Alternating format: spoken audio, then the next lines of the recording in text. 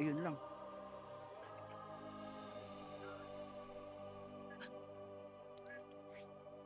Yun lang.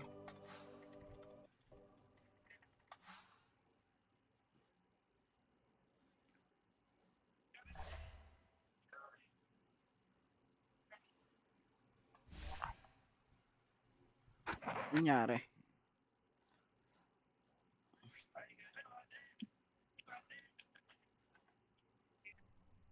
Dahil na. 11. Yan.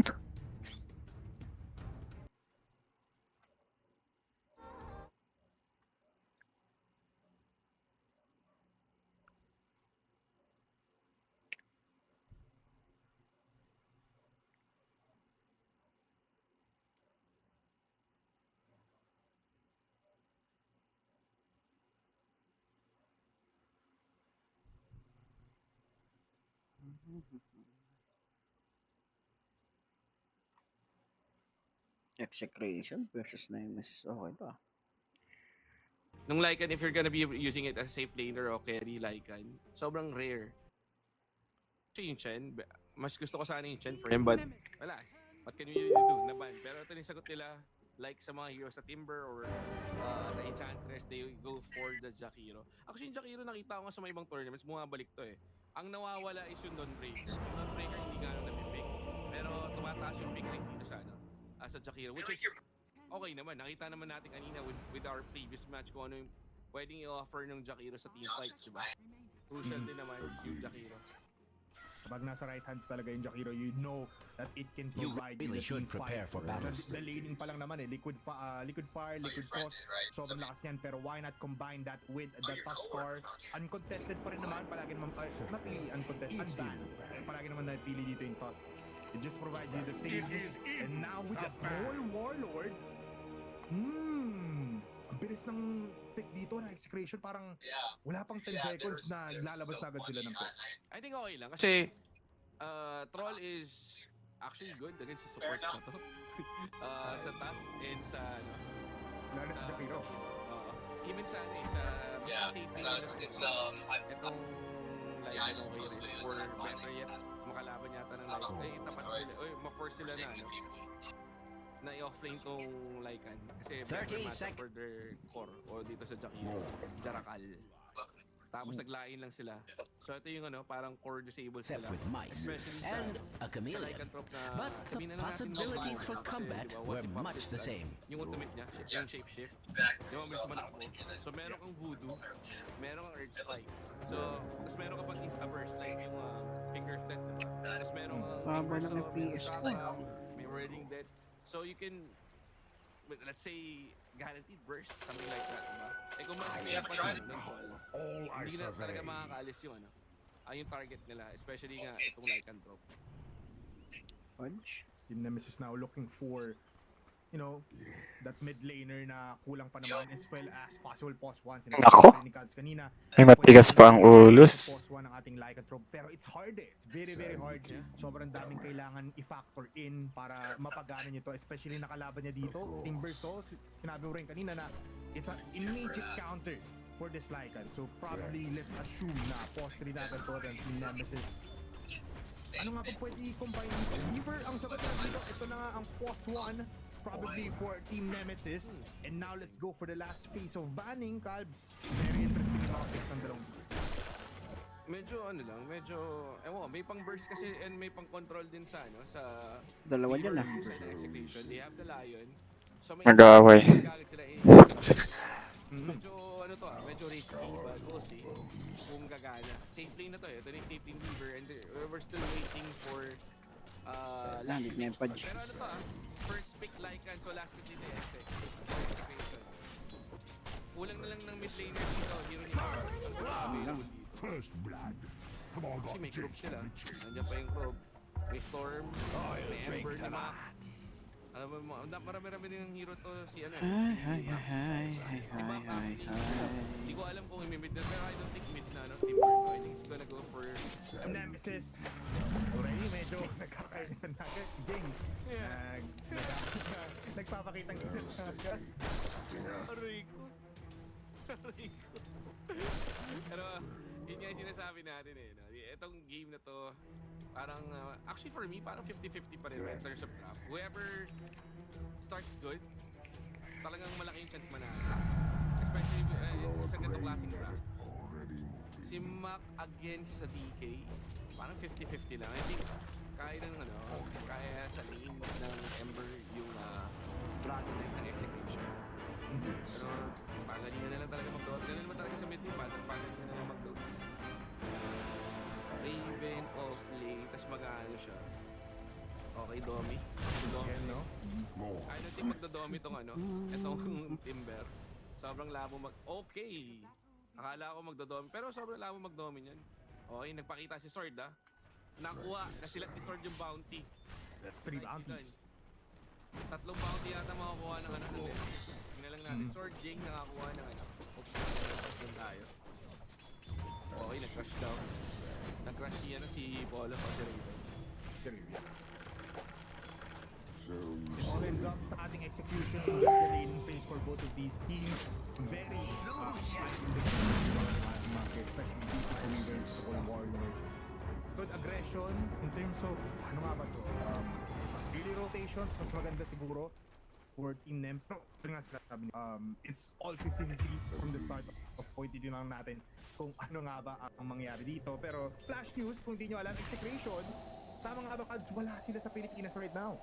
Yeah, wala sila. So, may advantage lang dito ng slight yung Nemesis in terms of kasi medyo malayo-layo. Sabi na ako, yun eh.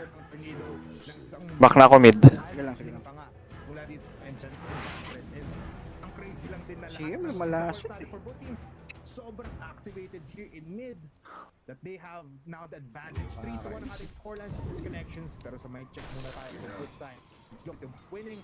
It's siding on execution pero tingnan mo naman yung network. Hindi pa rin naman nagkakalayo. So, not really a lot of advantage. But, gumarang ngayon na execution. Yeah. Parang gusto nila nga i-game na yata nila dito, mahirapan yung Ember sa mid. Alam nila na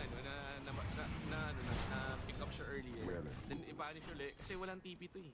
Diba? Tamo, lakad matatag talaga yung pabalik sa lane. He will walk from founding going back sa lane niya. And this is a great advantage para sa DK. Pagbalik niya siguro yung DK, will match niya. Sa nagala. Sa level 2. So heavily punished dito. Okay. Most of these companies at least almost at level 3. Tapos, It would appear that your bottom tower has fallen. In a stroke of cunning or perhaps of desperation, Dire's structures have been fortified. Network. So, kailangan lang nila to free around its Weaver go off CM right now. Good eye shots connecting onto CML with the shape kill. Finally, kayo na ating with the slider. Yeah, hindi siya pwede mag-TP out kasi may snowball din yung task. And it was like waiting kung kaya ba aabot yung turn pero apparently yung damage dito ng Nemesis is more than enough. And I think something good happening for them in the first, on the laning phase. Bago matapos yung laning phase natin. So nakakuha sila ng isang kill sa support. 4-2 tayo, 4-2. And Troll Wala ba ba? still farming dito sa side ng map, sa bottom. And Bob is having a great time. Blink Dagger, yes, ayun na nga. Kaka-mention ko lang, binili niya na kaagad after getting the last hit sa clip. Eto na. Eto yung go time. Finger of death. Bumalik. Aruy! Diba? Yung sinasabi ko sa'yo, tol. Diba with the Lions, they get easily burst out. Patay ka. Warded. Warded dito. I hate to inform you that your Hindi top kasi mga tower Ayaw nag-bounce mag- eh. under attack. Ayaw mag-deward ni CM. Nasa kanya na nga. Your top tower is under attack. Tingnan nyo. No reflection on you, dear. Your top tower has fallen. Plus, after that kill onto Sweaver, they get another tower here in top. Ngayon, Hanad, the just insane pero 4-man here coming into CML. Siya na naman ang tatangki dito. Alay lakad naman siya na coming in. Pero here goes Paran in. Paran no more mana. Nakapag na reverse out ka. Jack, Mac, kailangan mo malis. Snow, safe para sa kanya. Pero Tino, no more mana. He still has those. Ring gets this. Now for 4 tanks, makakapatay siya. Great, mamamatay din naman. At turnaround blade mula dito sa ating execration. Ay, naku. Pero nakamatay din naman yung Lord of 14. Yeah, 2 for 1 and still favoring the side of Exe. Kasi nakuha nila yung tower dito sa top 1-1 lane. na, 1-1. Siguro kung walang tower, lamang dun sa trade-off Wala ka lang buhay na yung ito. Nemesis. Naku po, DK, medyo delegates dito ha, pero yun naman eh. Kaso wala nga. Where is the damage? Look at the damage output! Pero may spark. Pero may super Mamamatay ata Your si middle Tito. tower is under Yes, attack. Just thought you'd want to know. Pero okay lang, nice din na. At least may recover. Or naka-recover dito yung side ng Nemesis. Nemesis! Dito tapos. Regrettably, your middle tower is under attack. Eating up a lot of damage. Yung mana trick wala kang ginagawa dito si ML. Will ultimately fall down to the hands of Maka. Biglaan naging 7th scoreline natin. Yung kaninang 3k gold, ay yung kaninang 5k gold, yung naging 3k. And top of the net worth na dito, Sword in the River, Mills the crucial din yun, si Bob masyadong nasa likod na iceberg lang siya, tapos i-stop niya. Nice. So, yun na yun.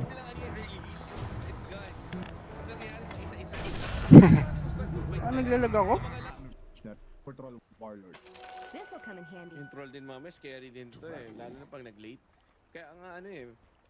Parang yung Weaver, kailangan talaga maganda yung ano. Maganda yung game niya kasi natin. oo, kailangan niya sobrang daming damage. Kasi later, Ah, may aba doon pa pala, no? kailan talaga manggagaling yung damage. Not unless. Oo nga, may abot Kasi din mamaya yan. magpa-fade up, mawawala na rin yung effect ng ano eh. Ng vessel pag naka-BKB na yung heroes dito ng execration or may Lotus Orb para pang dispel ng ano. Ng spirit vessel. Pero Yasha, magmamanta rito yung troll. He's gonna go for the manta build. Granted.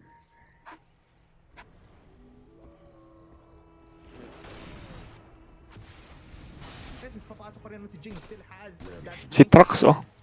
and they find Si Trax, ay, feeling ko back PD natin, bot. for execution. Okay lang na namatay siya. Bot tayo. Ayun, no punch. Stun. Yo, haha. Nice one. Gago ka, laptop ko. Gold exchange. Para namang ganyan sa and sakto, ano? After na nasa bottom, abot bottom ano? Nemesis? Ang bago. Grabe, kalahati. Ang bilis na lang, may storm din kasi may shock. There, too late. Pero papalag pa ata eh. For what? Tama dito, no time for the time lapse at magkakaroon sila kay Sea of Jing. Icebot will connect yung Atos. Dito. Oh, sinyo na yan. Isa ulit. Pata. Ah! Ayun na yan. Double kill. Nice one. Angas. Yung Aegis dito. Na-reclaim ng Aegis dito kay, no? Kay Bob. So, oh, you like a drop, man! Huli! Oh no!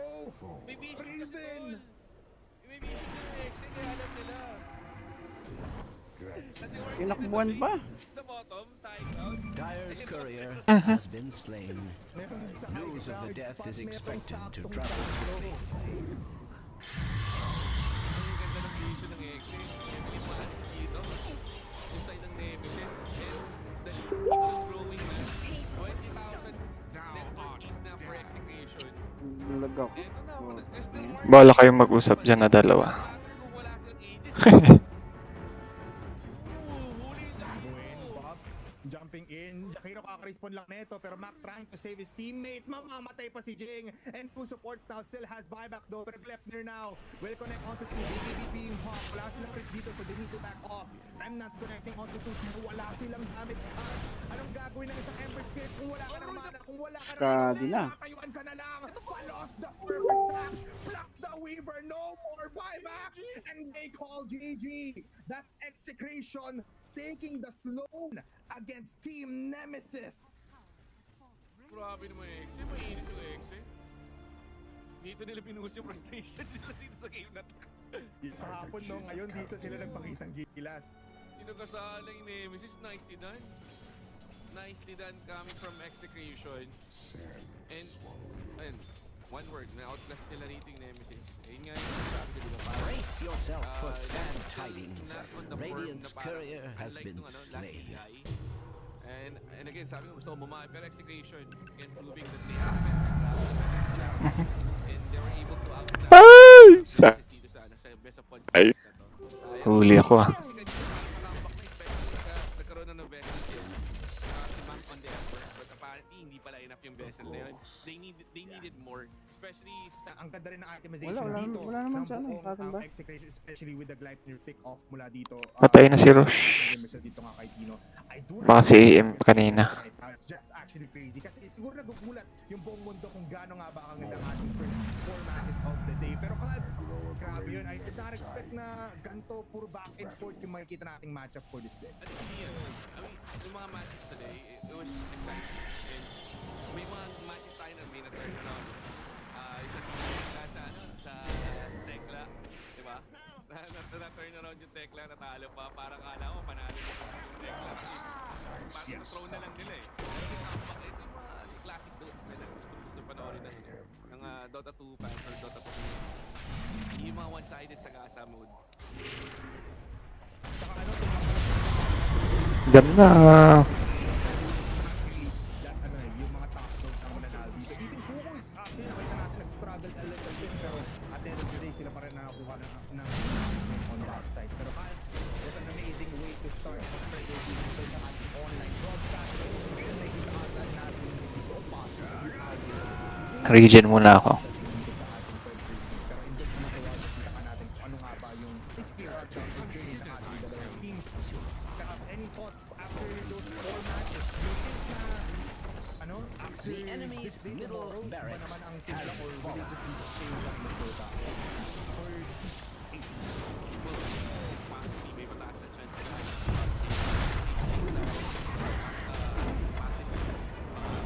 para compete. Yeah, pero man. So, ngayon, may ginagawa At last, parang the tingin enemy's natin dito, middle tower Cavs, has ano fallen. ano na nga ba sitwasyon dyan? Para sa mga viewers na hindi nakapanood ng ating first matchup, ito na nga yun.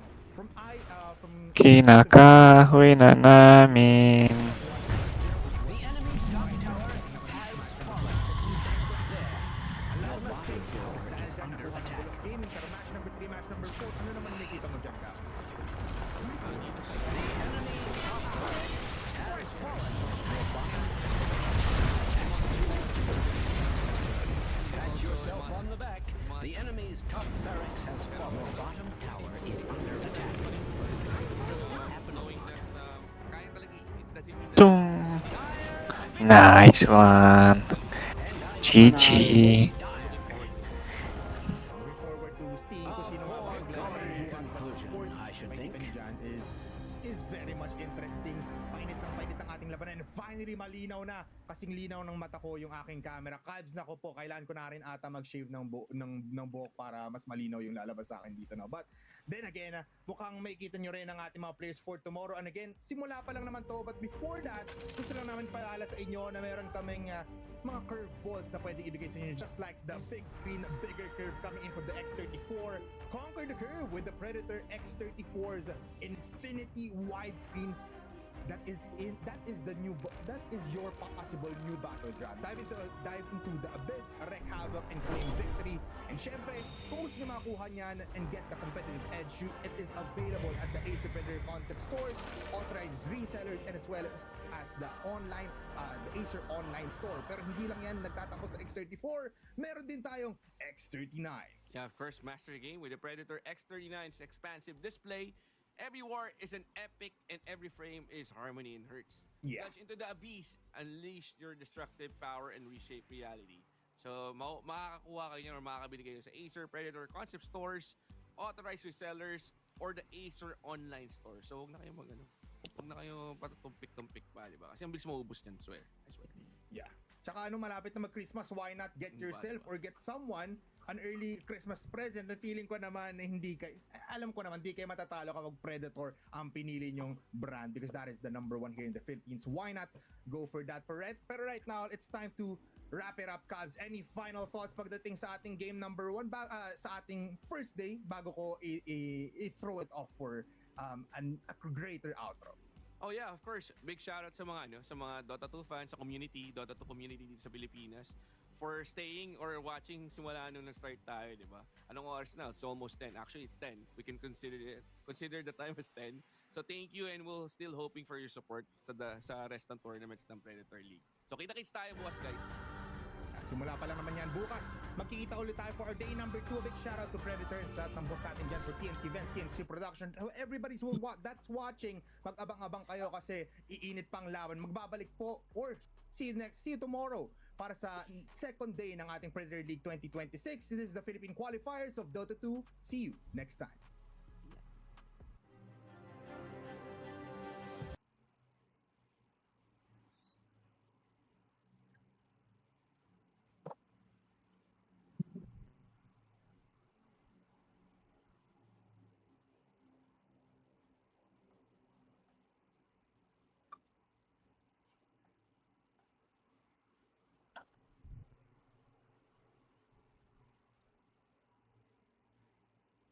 Work today is broken. We're all working in too many disconnected apps, and it's killing team productivity. Kenneth Lober at Janrel Casimero nagsabay na bumiyahe papuntang Kyrgyzstan. Ngayong October 25 ng bakbakan at handa na ang dalawa na magpakitang gilas. 5 Pinoy ang lalaban sa event na ito pero itong dalawa ang maingay ngayon dahil sila ang madalas nagpapa-interview at madalas din na naglalabas ng video sa kanilang training. Ang kagandahan kay Casimero, lagi silang may update sa mga fans, kaya laging nababalita ang laban. Samantala, naglabas ng post ang Kameda Promotion at nakalagay sa post nila, semi-final ang laban ni Casimero kay Kameda. Ang ibig sabihin nito, common event pala si Casimero. Pero hindi na mahalaga yan mga boss kahit common event si Casimero. Basta abangan natin ang laban niya at matapos sa knockout para pare-parehas tayong paldo. Kaya abangan na lang natin ngayong October 25 at 26. 2 araw